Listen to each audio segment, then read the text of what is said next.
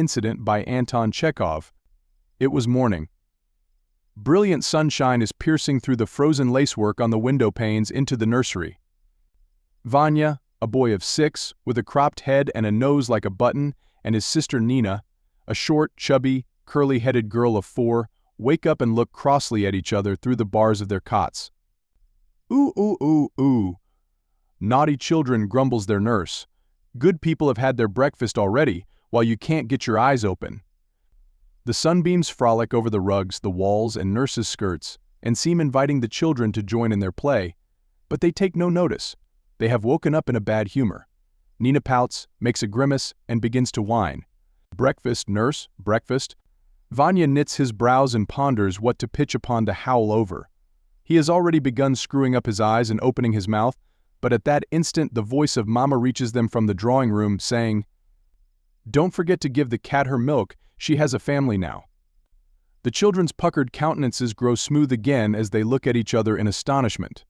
Then both at once begin shouting, jump out of their cots, and filling the air with piercing shrieks, run barefoot in their nightgowns to the kitchen. "The cat has puppies," they cry. "The cat has got puppies." Under the bench in the kitchen there stands a small box, the one in which Stepan brings coal when he lights the fire. The cat is peeping out of the box. There is an expression of extreme exhaustion on her gray face. Her green eyes, with their narrow black pupils, have a languid, sentimental look. From her face it is clear that the only thing lacking to complete her happiness is the presence in the box of him, the father of her children, to whom she had abandoned herself so recklessly. She wants to mew, and opens her mouth wide, but nothing but a hiss comes from her throat. The squealing of the kittens is audible. The children squat on their heels before the box, and motionless, holding their breath, gaze at the cat. They are surprised, impressed, and do not hear nurse grumbling as she pursues them. The most genuine delight shines in the eyes of both. Domestic animals play a scarcely noticed but undoubtedly beneficial part in the education and life of children. Which of us does not remember powerful but magnanimous dogs, lazy lapdogs, birds dying in captivity, dull-witted but haughty turkeys, mild old tabby cats, who forgave us when we trod on their tails for fun and caused them agonizing pain? I even fancy sometimes that the patience, the fidelity, the readiness to forgive, and the sincerity which are characteristic of our domestic animals have a far stronger and more definite effect on the mind of a child than the long exhortations of some dry, pale Karl Karlovich, or the misty expositions of a governess, trying to prove to children that water is made up of hydrogen and oxygen. "What little things," says Nina, opening her eyes wide and going off into a joyous laugh.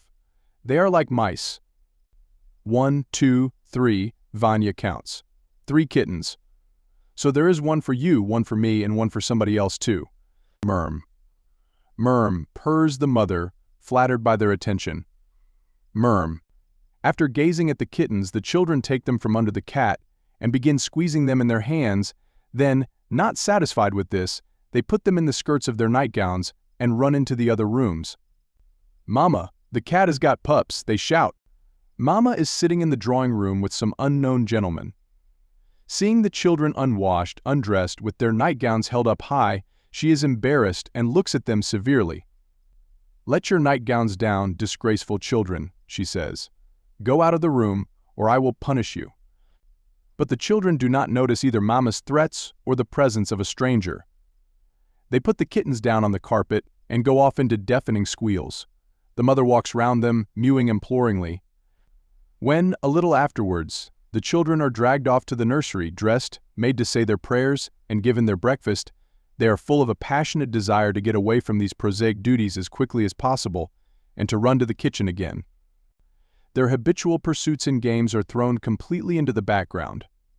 The kittens throw everything into the shade by making their appearance in the world and supply the great sensation of the day. If Nina or Vanya had been offered 40 pounds of sweets or 10,000 kopecks for each kitten, they would have rejected such a barter without the slightest hesitation. In spite of the heated protests of the nurse and the cook, the children persist in sitting by the cat's box in the kitchen, busy with the kittens till dinner time. Their faces are earnest and concentrated and express anxiety. They are worried not so much by the present as by the future of the kittens. They decide that one kitten shall remain at home with the old cat to be a comfort to her mother, while the second shall go to their summer villa, and the third shall live in the cellar, where there are ever so many rats. But why don't they look at us? Nina wondered. Their eyes are blind like the beggars. Vanya, too, is perturbed by this question. He tries to open one kitten's eyes and spends a long time puffing and breathing hard over it, but his operation is unsuccessful. They are a good deal troubled, too, by the circumstance that the kittens obstinately refuse the milk and the meat that is offered to them. Everything that is put before their little noses is eaten by their gray mama. Let's build the kittens little houses, Vanya suggests. They shall live in different houses, and the cat shall come and pay them visits. Cardboard hat boxes are put in the different corners of the kitchen, and the kittens are installed in them. But this division turns out to be premature.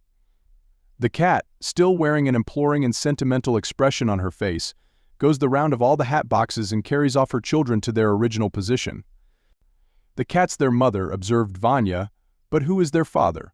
Yes, who is their father, repeats Nina. They must have a father. Vanya and Nina are a long time deciding who is to be the kitten's father, and in the end, their choice falls on a big dark red horse without a tail, which is lying in the store cupboard under the stairs, together with other relics of toys that have outlived their day. They drag him up out of the store cupboard and stand him by the box. Fine now, they admonish him, stand here and see they behave themselves properly. All this is said and done in the gravest way, with an expression of anxiety on their faces. Vanya and Nina refuse to recognize the existence of any world but the box of kittens. Their joy knows no bounds. But they have to pass through bitter, agonizing moments too. Just before dinner, Vanya is sitting in his father's study, gazing dreamily at the table. A kitten is moving about by the lamp, on stamped note paper. Vanya is watching its movements, and thrusting first a pencil, then a match into its little mouth. All at once, as though he has sprung out of the floor, his father is beside the table. "What's this?" Vanya hears, in an angry voice. It's the kitty, Papa." "I'll give it you. Look what you have done, you naughty boy. You've dirtied all my paper."